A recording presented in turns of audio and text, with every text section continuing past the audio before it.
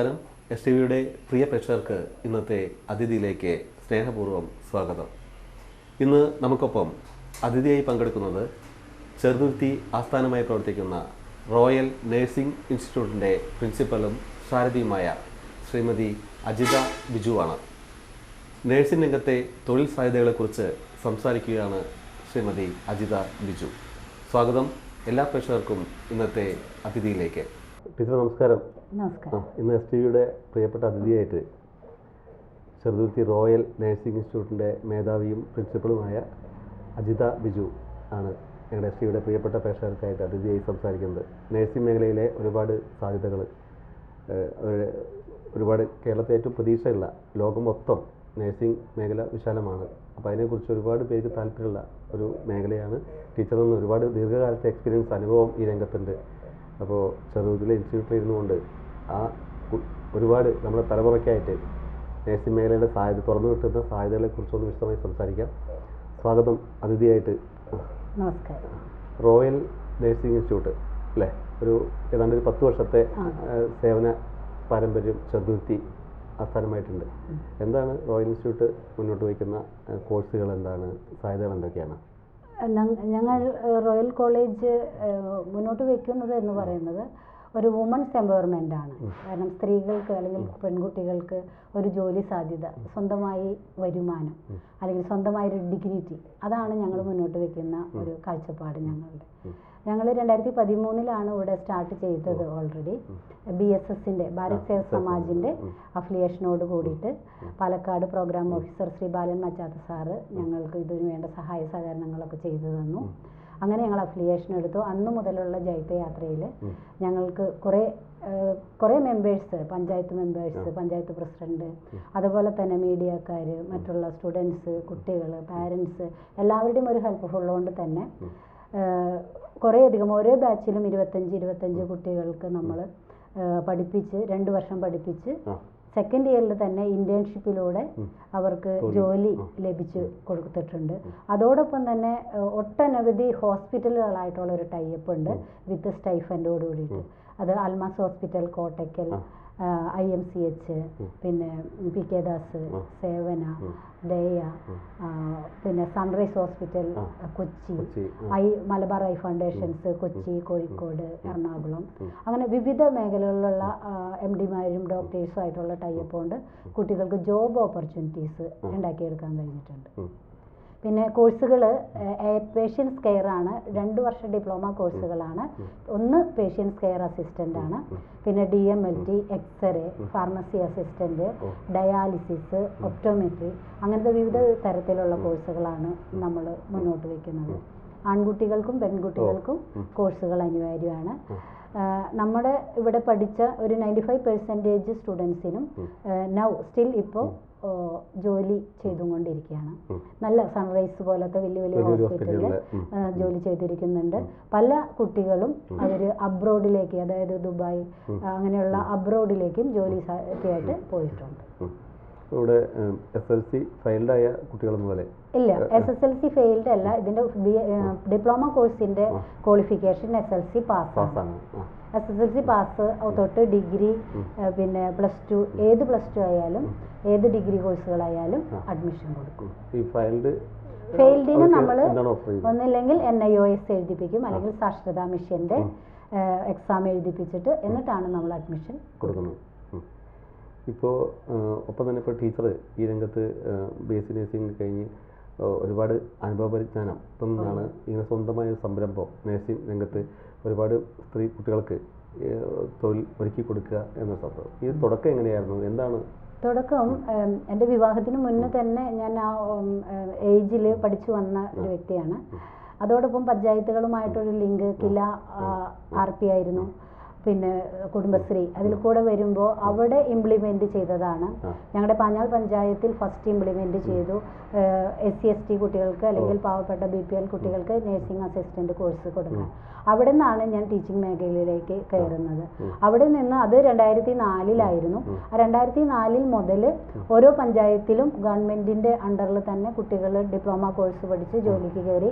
അങ്ങനെ ആ ജൈത്യയാത്ര അപ്പോഴാണ് എനിക്ക് പണ്ട് മുതലേ തന്നെ എനിക്ക് എൻ്റെ മനസ്സിലുള്ള ഒരാഗ്രഹം വുമൺസ് എംപവർമെൻ്റ് ആണ്. പല രീതിയിലും കുട്ടികളെ പ്രോത്സാഹിപ്പിക്കുക, അവർക്ക് ജോലി സാധ്യത കൊടുക്കുക, അവർക്ക് ഡിഗ്നിറ്റി ഉള്ള ഒരു പൊസിഷൻസ് തയ്യാറാക്കി കൊടുക്കുക എന്നുള്ളത് എൻ്റെ ഒരു അംബീഷൻസ് ആണ്.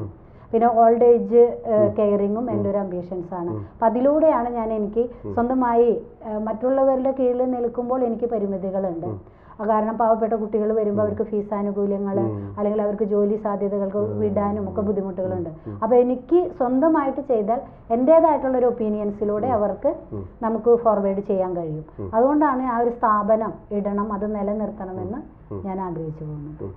വ്യക്തിത്വ വികസനം, വ്യക്തിത്വ പേഴ്സണാലിറ്റി ഡെവലപ്മെന്റ് ഉണ്ട്, വ്യക്തിത്വ വികസനങ്ങൾ, പിന്നെ എംപവർമെന്റ്, അതായത് സ്ത്രീ ശാക്തീകരണം, പിന്നെ ഡിഗ്നിറ്റി പറഞ്ഞല്ലോ, ഓരോ തരത്തിലും അതിൻ്റെതായിട്ടുള്ള ഒരു ഡിഗ്നിറ്റി അവർക്ക് കീപ്പപ്പ് ചെയ്യണം.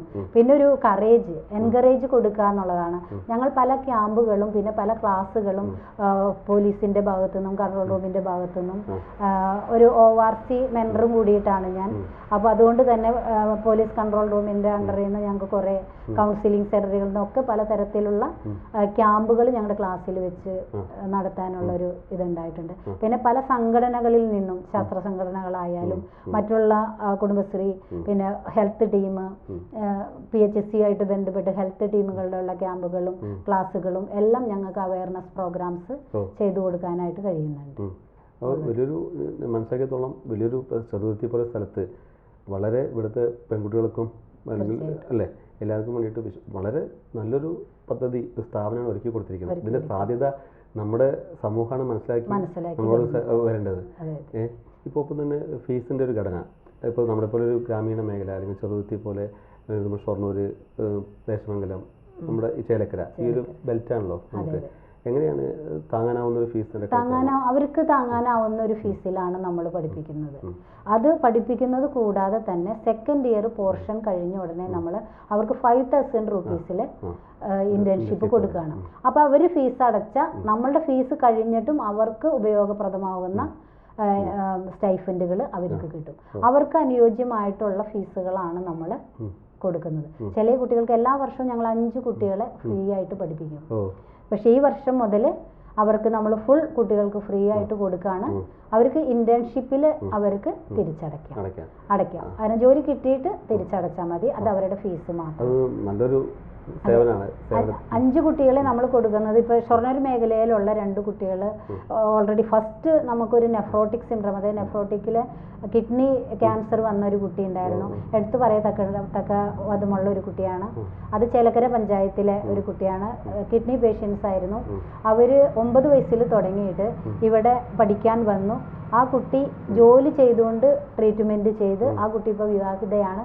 ഇപ്പോഴും അൻസാർ ഹോസ്പിറ്റലിൽ ആ കുട്ടി വർക്ക് ചെയ്യുന്നുണ്ട്. അതേപോലെ തന്നെ ഷൊർണൂർ മേഖലയിലുള്ള 2 കുട്ടികൾ, അമ്മയ്ക്ക് ക്യാൻസറാണ്. അവർ 2 കുട്ടികളെയും, ചേട്ടത്തിനെയും അനിയത്തിനെയും ഞാൻ പഠിപ്പിച്ചിട്ടുണ്ട്. അവരിപ്പോൾ ഷൊർണൂരുള്ളൊരു ട്രസ്റ്റിൽ വർക്ക് ചെയ്തുകൊണ്ടിരിക്കുകയാണ്. അങ്ങനെ അമ്മയും അച്ഛനും ഇല്ലാതെ അല്ലെങ്കിൽ എന്തെങ്കിലും പാരലൈസ്ഡ് ഡിസീസസ് ഉള്ള പേഷ്യൻസ് അല്ലെങ്കിൽ ക്രോണിക് ഡിസീസസ് ഉള്ള പേഷ്യൻസ് കുട്ടികളാണെങ്കിൽ ഓൾറെഡി നമ്മൾ അവർക്ക് ഫുൾ ഫ്രീ ആണ് കൊടുക്കുക. അവർക്ക് ജോബ് നമ്മൾ ആക്കി കൊടുക്കും.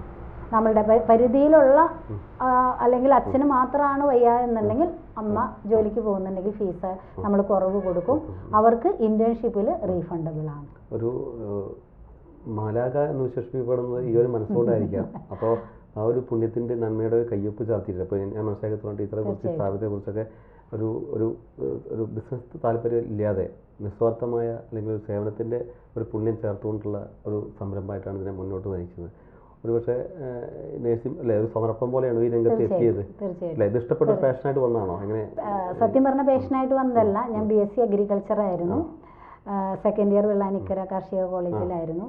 അവിടെ നിന്ന് കുട്ടികൾ നഴ്സിംഗ് പഠിച്ച് അബ്രോഡിൽ പോകാനുള്ള ഒരു താല്പര്യം കണ്ടപ്പോൾ ഞാൻ അതിലേക്ക് മാറിയതാണ്. അങ്ങോട്ടോട്ട് പോകാനും പറ്റിയില്ല ഓൾറെഡി. പക്ഷേ ഇപ്പോഴും എനിക്ക് 2 ഗവൺമെൻറ് ഓപ്പർച്യൂണിറ്റി വന്നതാണ്, നേഴ്സിൻ്റെയും പിന്നെ LD ക്ലർക്കിൻ്റെയും. പക്ഷേ അതിലെനിക്ക് പോകാൻ സാധിച്ചില്ല ഓൾറെഡി, കുട്ടികൾ ചെറുതായതുകൊണ്ട്.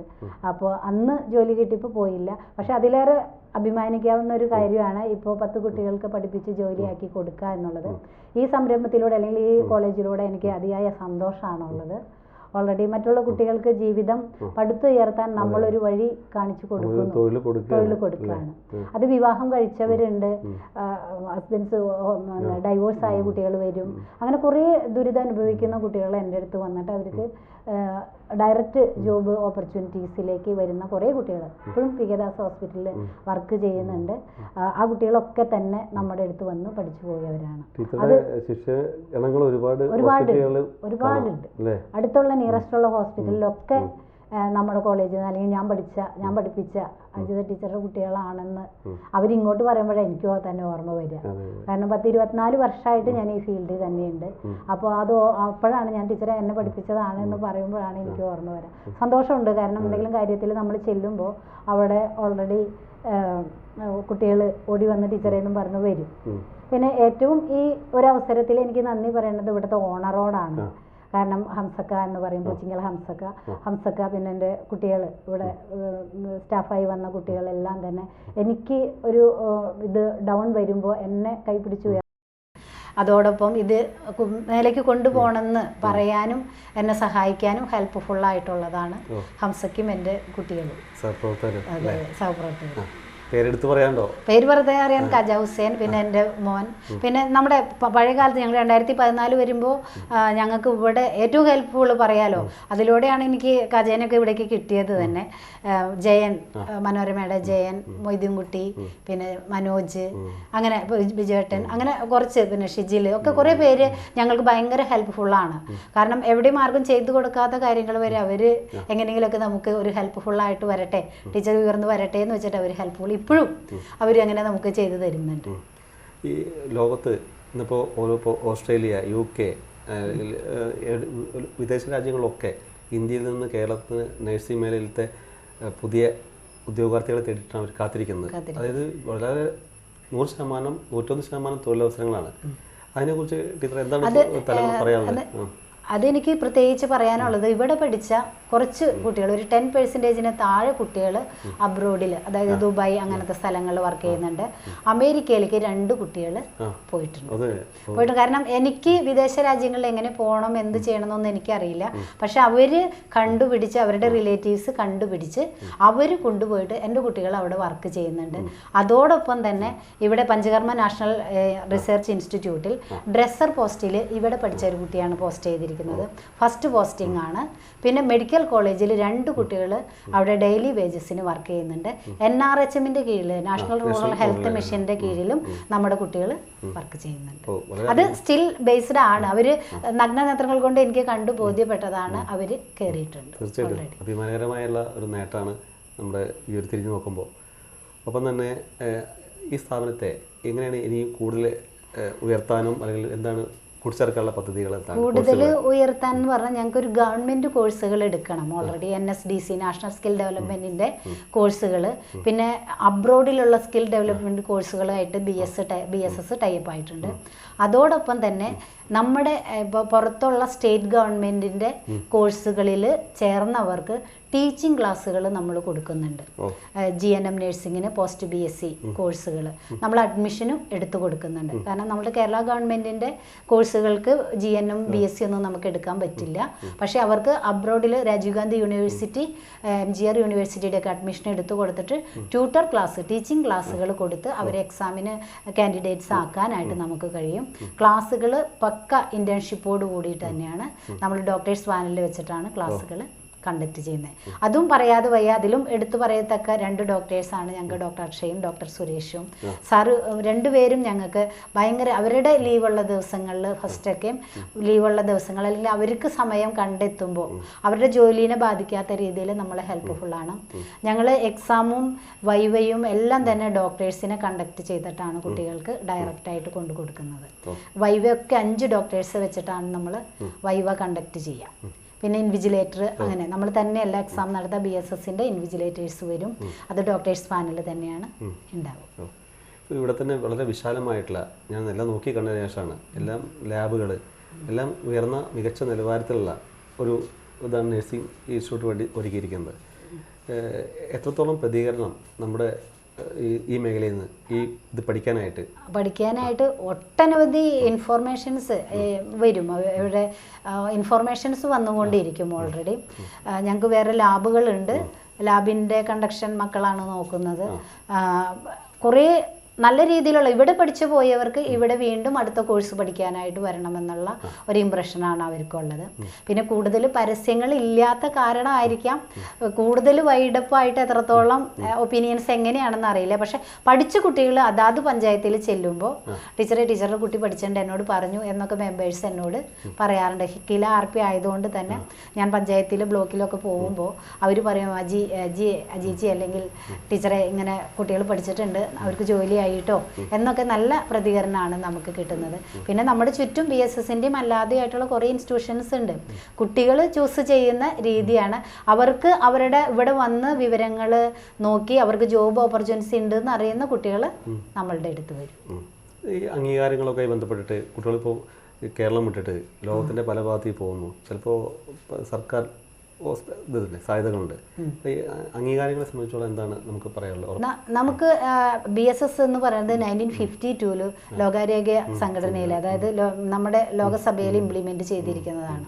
അതിൻ്റെ ആ ട്രസ്റ്റിൻ്റെ അടിയിലാണ് അണ്ടറിലാണ് നമ്മൾ അഫിലിയേഷൻ എടുത്തിരിക്കുന്നത്. അത് നമ്മൾ പറയും അത് PSC അപ്രൂവ്ഡ് അല്ല, അത് സെൻട്രൽ ഗവൺമെൻറ് അണ്ടറിലുള്ള ഒരു ട്രസ്റ്റാണ്. പക്ഷേ ഇംപ്ലിമെൻറ്റ് ചെയ്തത് രാജ്യസഭയും ലോകസഭയിലും 1952 നെഹ്റു കുടുംബത്തിൽ നിന്ന് ഉരുത്തിരിഞ്ഞു വന്ന ഒരു തൊഴിലധിഷ്ഠിത കോഴ്സുകളെ പ്രൊവൈഡ് ചെയ്യാൻ വേണ്ടിയിട്ട്, അതായത് ദാരിദ്ര്യ നിർമ്മാർജ്ജനത്തിനായിട്ട്, ഇറാഡിക്കേഷൻ ഓഫ് പോവർട്ടി, അതിനു വേണ്ടിയിട്ടാണ് ഓൾറെഡി ഇത് സംരംഭം അവരുണ്ടാക്കിയത്. അതിൻ്റെ ചുവട് പിടിച്ചിട്ടാണ് ഞങ്ങൾ BSS അഫിലിയേഷൻ എടുത്തതും. ആ സാറ് ബാലൻ മച്ചാത്ത് സാർ എന്ന് പറഞ്ഞാൽ നമ്മളെക്കാളും കുറേ പ്രായ വ്യത്യാസമുണ്ട്, 10-75 വയസ്സുണ്ട് സാറിന്. സാറിൻ്റെ ഒരു നിർദ്ദേശവും മാർഗനിർദ്ദേശങ്ങളിലൂടെ ഞങ്ങൾ ഇന്നും മുന്നോട്ട് കൊണ്ടുപോവാണ്. ഒരു കുട്ടിക്ക് പോലും ജോലി ഇല്ല എന്ന് പറയേണ്ട അവസ്ഥ വന്നിട്ടില്ല.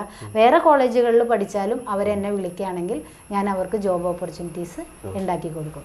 PSC അപ്രൂവ്ഡ് അല്ല, ഓൾറെഡി PSC അപ്രൂവ്ഡ് ആവണമെങ്കിൽ NSDC കോഴ്സുകൾ അറ്റൻഡ് ചെയ്തിരിക്കണം. BSS പ്രൈവറ്റ് സെക്ടറിൽ മാത്രമേ നമുക്ക് ജോലിയുള്ളൂ, അല്ലെങ്കിൽ NRHMൻ്റെ കീഴിൽ ഡെയിലി വേജസിന് കയറും.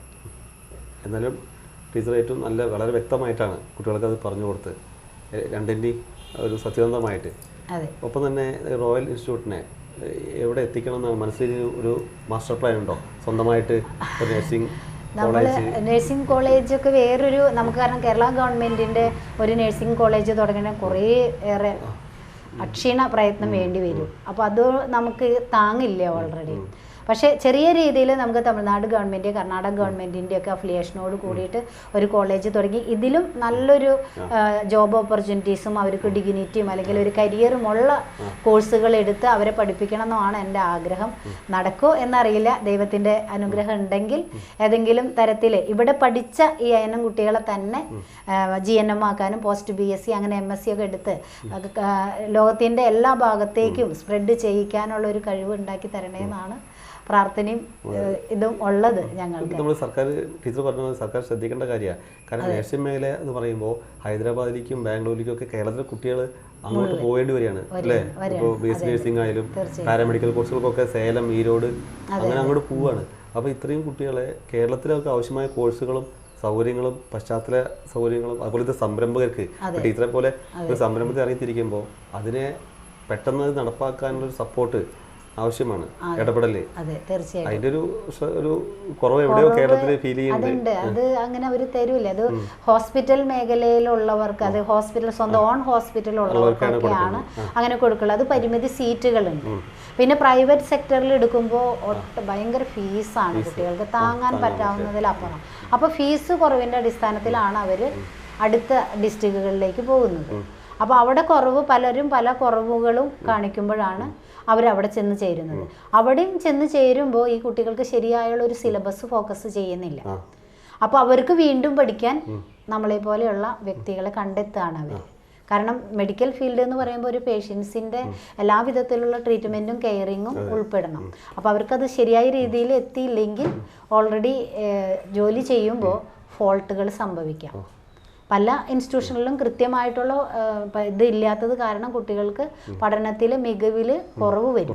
കുറവ് വരാതിരിക്കാൻ അവിടുത്തെ സ്റ്റാഫും അതിൻ്റെ മാനേജ്മെൻറ്റും ശ്രദ്ധിക്കണം. ട്യൂഷൻ സപ്പോർട്ട് ഉണ്ടല്ലേ? GNM പോസ്റ്റ് ബിക്ക് ട്യൂഷൻ സപ്പോർട്ട് കൊടുക്കുന്നുണ്ട്. ANM പഠിച്ച കുട്ടികൾക്ക് അപ്പുറത്തെ ജില്ലകളിലൊക്കെ അഡ്മിഷൻ എടുത്തിട്ട് ജോലി ചെയ്തുകൊണ്ട് ക്ലാസ് അറ്റൻഡ് ചെയ്യാം. ഓൺലൈൻ ഓഫ്ലൈൻ ക്ലാസ്സുകൾ, ലീവ് വേക്കൻസി ക്ലാസ്സുകൾ, പിന്നെ ജോലി കഴിഞ്ഞിട്ടുള്ള ടൈമിലുള്ള ക്ലാസ്സുകൾ, അങ്ങനെയൊക്കെ നമ്മൾ അറേഞ്ച് ചെയ്ത് കൊടുക്കുന്നുണ്ട്. അജിത ബിജു എന്ന് പറയുന്ന ഒരു വ്യക്തി ഒരു നേഴ്സിംഗ് രംഗത്ത് മാത്രമല്ല, പഞ്ചായത്തിൻ്റെ പ്രവർത്തനങ്ങളിൽ, കിലയുടെ പ്രവർത്തനങ്ങളിൽ, മോട്ടിവേഷൻ ഒരുപാട് വിഷയങ്ങളിൽ അങ്ങനെ വലിയ ഒരു സ്ത്രീ എന്ന നിലയ്ക്ക് വളരെ പ്രചോദനപരമായ മാതൃകാപരമായ പ്രവർത്തനം നടത്തുന്ന ഒരു ശരിക്കും പറഞ്ഞ സ്ത്രീ ശക്തിയാണ് അല്ലേ? ആ ഒരു സന്ദേശം, ആ ഒരു ധൈര്യമാണ് നമ്മുടെ ചുറ്റുമുള്ള പെൺകുട്ടികൾക്ക് അത് പകർന്നു കൊടുക്കുക എന്നുള്ളതും കൂടിയാണ് ഈ സംരംഭത്തിൻ്റെ ഇത്തരം പ്രവർത്തനങ്ങളിലേക്ക് ഒരു ആവേശം അല്ലേ? അതിനെക്കുറിച്ച് എന്ത് പറയുന്നു പഞ്ചായത്ത് അവിടെ പ്രവർത്തനങ്ങൾ? അത് എന്താണെന്ന് പറഞ്ഞാൽ നമുക്ക് ചെറുപ്പത്തിലേ കിട്ടുന്ന ഒരു ഇൻസ്പിറേഷനാണ്. ആ ഇൻസ്പിറേഷൻ്റെ ഒരു ഫോക്കസ് എന്ന് പറയുന്നത് എൻ്റെ അമ്മ തന്നെയാണ്. എൻ്റെ അമ്മ ഒരു അംഗനവാടി ബാലവാടി ടീച്ചറായിരുന്നു. അപ്പോൾ അവിടെ നിന്ന് തുടങ്ങുന്ന ഒരു പ്രവർത്തനമാണ് എന്നെ ഈ നഴ്സിംഗ് മേഖല ഇഷ്ടമാണെങ്കിൽ പോലും BSc അഗ്രികൾച്ചറിന് പോയി എന്നിട്ട് വീണ്ടും റിട്ടേൺ വന്നതാണ്. മറ്റുള്ളവരെ സഹായ മനസ്ഥിതി അല്ലെങ്കിൽ മറ്റുള്ളവരെ സഹായിക്കാം എന്നുള്ളൊരു മെൻറ്റാലിറ്റി എപ്പോഴും എൻ്റെ മനസ്സിലുള്ളത് കൊണ്ടാണ് ഇപ്പോഴും പാവപ്പെട്ട കുട്ടികൾ വരുമ്പോഴും അല്ലെങ്കിൽ മറ്റുള്ളവർക്കും നമ്മൾ സഹായഹസ്തം നീട്ടിക്കൊടുക്കുന്നത്. എൻ്റെ മരണം വരെ എല്ലാവർക്കും ഈ ഭൂമിയുടെ അവകാശികളാണ്. ഈ ഭൂമിയിൽ ജീവിക്കാൻ അവർക്കൊരു അവസരം നൽകണം. ഏത് തരത്തിലും അവർക്ക് ഒരു ധൈര്യം കൊടുക്കുക. ജീവിതത്തിലായാലും ജോലിയിലായാലും എവിടെയായാലും സ്ത്രീയാണ്, സ്ത്രീ അമ്മയാണ്, സ്ത്രീ ദേവിയാണെന്നൊക്കെ പറയുമെങ്കിലും അവർക്കൊരു ധൈര്യം എന്ന് പറയുന്നത് കൊടുത്താൽ മാത്രമേ അവർക്ക് ജീവിതം മുന്നോട്ട് കൊണ്ടുപോകാൻ കഴിയൂ. എല്ലാവരിലൂടെയും നന്മ പ്രതീക്ഷിക്കുക, അതായിരിക്കണം എൻ്റെ സന്ദേശം എന്ന് പറയുന്നത്. ഒരു കാർഷിക പശ്ചാത്തലമുള്ള ഒരു കുടുംബമാണ് പഞ്ഞാലിലെ. എന്താണ് വീട്ടുവിശേഷങ്ങൾ? ഭർത്താവ്, മക്കള്? ഹസ്ബൻഡ് ഇലക്ട്രിസിറ്റി ഓവർസിയറാണ്, ബിജു. പിന്നെ മകൻ അർജുൻ എഞ്ചിനീയറിംഗ് കഴിഞ്ഞു, ഇവിടുത്തെ സ്റ്റാഫാണ്. പിന്നെ മകൾ സൈക്കോളജിയാണ്, കഴിഞ്ഞിട്ടില്ല, വിവാഹം കഴിഞ്ഞു, ഒരു കുട്ടിയുണ്ട്. പിന്നെ കാർഷിക സംസാരം എന്ന് പറഞ്ഞാൽ പണ്ടേ മുതൽ കൃഷിയും സംസ്കാരമൊക്കെ ആയിട്ട് നടക്കുന്നതാണ്. പശുക്കളുണ്ട്, മോനും ചേട്ടനും കൂടിയിട്ടാണ് എല്ലാം നോക്കുന്നത്. പശു 6 ഉണ്ട്, 10 ഉണ്ടായതാണ്. അവന് ജോലി കിട്ടി പോയപ്പോൾ അഹമ്മദാബാദിൽ പോയി. അപ്പോൾ ഒരു 3-4 വിറ്റു. പിന്നെ വീണ്ടും റിപ്പീറ്റേഷൻ വന്ന് മേടിച്ച് വെച്ചു. കോവിഡ് വന്നപ്പോൾ റിട്ടേൺ വന്നു. മോൻ തന്നെയാണ് അതിൻ്റെ കാര്യങ്ങളൊക്കെ നോക്കുന്നത്. പിന്നെ നെൽകൃഷി ഒരു വർഷം ഒരു 10 ഏക്കറിൽ മേലെ 15-10 ഏക്കറിൻ്റെ ഉള്ളിൽ കൃഷി ചെയ്യും. പാട്ടത്തിന് എടുക്കും. ഞങ്ങളുടെ സ്വന്തം കൃഷി സ്ഥലങ്ങളുണ്ട്, 8-9 ഏക്കറുണ്ട്. അത് ഞങ്ങൾ സ്വന്തമായിട്ട് ചെയ്യും. നെല്ല് തന്നെയാണ് ഞങ്ങളുടെ അരി ഭക്ഷണം. ഞങ്ങൾ തന്നെ നെല്ല് കുത്തിച്ച് എല്ലാം ഞങ്ങൾ ചെയ്യും. പുഴുങ്ങി ഉണക്കി ചെയ്യും. അരിയൊന്നും കാശ് കൊടുത്ത് വാങ്ങില്ല. പച്ചക്കറിയും അതുപോലെ, പച്ചക്കറി, തെങ്ങ്, കവുങ്ങ്, വാഴ ഒക്കെ പറമ്പുണ്ട്. അതൊക്കെ ഞങ്ങൾ കൃഷി ചെയ്യുന്നുണ്ട്. എന്നും പഴവും പച്ചക്കറിയും വീട്ടിൽ ഉണ്ടാവും. ഇതെങ്ങനെ എല്ലാം കൂടി ചേർത്ത് പിടിച്ചു കൊണ്ടുപോകണം? കാരണം ഒന്നിനും സമയമില്ല പറയുന്ന ഒരു തിരക്കിട്ട ജീവിതത്തിനിടയിൽ. പിന്നെ അതുമല്ലാതെ തന്നെ ഞാൻ ഒരു 4 മണി വരെയാണ് ഇവിടെ കോളേജ് ക്ലാസ്. അത് കഴിഞ്ഞിട്ട് പാഞ്ഞാൾ ഗ്രാമീണ വായനശാല ലൈബ്രറിയൻ കൂടിയിട്ടാണ് 6:30 വരെ. പിന്നെ ഒഴിവുള്ള ദിവസങ്ങളിൽ രാവിലെ 10 മണി 10-9:30 വരിക. അതിനുള്ളിലൊക്കെ കൃഷിയും കാര്യങ്ങളിലൊക്കെ ഞങ്ങൾ എല്ലാവരും കൂടിയിട്ടാണ് ഒരു മ്യൂച്വൽ അണ്ടർസ്റ്റാൻഡിങ്ങിൽ അങ്ങനെ പോവാണ് കാര്യങ്ങൾ ചെയ്തിട്ട്. ഈ പുസ്തകങ്ങളോട് ചങ്ങാത്തം കൂടുന്ന ആളാണല്ലോ? തീർച്ചയായിട്ടും. കവിയത്രിയാണ് ഞാൻ. കവിത ചൊല്ലും, കഥ എഴുതും. തുപ്പേട്ടൻ പുരസ്കാരം കിട്ടിയിട്ടുണ്ട്. പിന്നെ യൂസഫ് അലി കേച്ചേരി കവിതാ സമാഹാരത്തിനുള്ള ഇത് കിട്ടിയിട്ടുണ്ട്. അങ്ങനെ കുറച്ച് മേഖലകളിലൊക്കെ ഈ സംസാരത്തിന്റെ അവസാനം നമുക്കൊരു സ്വന്തം കവിതയിലൂടെ അവസാനിപ്പിച്ചാൽ നല്ല ഇതായി. ഒപ്പം തന്നെ അതിന് മുമ്പേ നമ്മുടെ ഈ ഇന്റർവ്യൂ കണ്ടിട്ട് നമ്മുടെ ഈ സ്ഥാപനത്തെ കുറിച്ച് അറിയാൻ ബന്ധപ്പെടാൻ ഒരു നമ്പർ പറയാം. അതായത് ഞാൻ പറയുന്നത് ഈ സ്ഥാപനത്തിൽ പഠിക്കാൻ വന്ന എല്ലാ പെൺകുട്ടികൾക്കും, അതായത് അച്ഛനോ അമ്മയോ പാരലൈസ്ഡോ എന്തെങ്കിലും ക്രോണിക് ഡിസീസ് ആയിട്ടുള്ളവർക്കാണെങ്കിൽ ഞാൻ ഫ്രീ ആയിട്ട് കോഴ്സ് പഠിപ്പിച്ചു കൊടുക്കും. എല്ലാ കുട്ടികൾക്കും ഞാൻ ഫ്രീ ആയിട്ട് പഠിപ്പിച്ചു കൊടുക്കും. നിങ്ങൾ അങ്ങനെ അല്ലാത്ത കുട്ടികൾക്ക് ഇന്റേൺഷിപ്പിൽ നിന്ന് റീഫണ്ടബിൾ ആണ്. അപ്പോൾ എൻ്റെ നമ്പറാണ് 9496670834 8111 900 758. ഈ 2 നമ്പറിലും ഓർമ്മിച്ചേക്കട്ടെ. തീർച്ചയായിട്ടും ഓർക്കട്ടെ. അവർക്ക് നേരിട്ടും കോളേജ് വള്ളത്തോൾ നഗർ ഗ്രാമപഞ്ചായത്തിൻ്റെ നിയറസ്റ്റ് ആണ്. അവിടേക്ക് വന്ന് ഓഫീസിലേക്ക് ഡയറക്റ്റ് വന്നാലും കോണ്ടാക്ട് ചെയ്യാം. നമുക്ക് അജിത ബിജു എന്ന് പറയുന്ന സാഹിത്യകാരിയുടെ കവയത്രിയുടെ നല്ല മനോഹരമായ കവിതയിലൂടെ നമുക്ക് സംസാരം. ഞാൻ പഴയൊരു കവിത ചൊല്ലാം. ഇപ്പോഴത്തെ കുട്ടികൾക്ക് വേണ്ടിയിട്ടല്ല, 4 വരി നമ്മുടെ മുരുകൻ കട്ടകട സാറിൻ്റെ രേണുക. രേണുകേ നീരാഗ രേണുക്കിനാവിൻ്റെ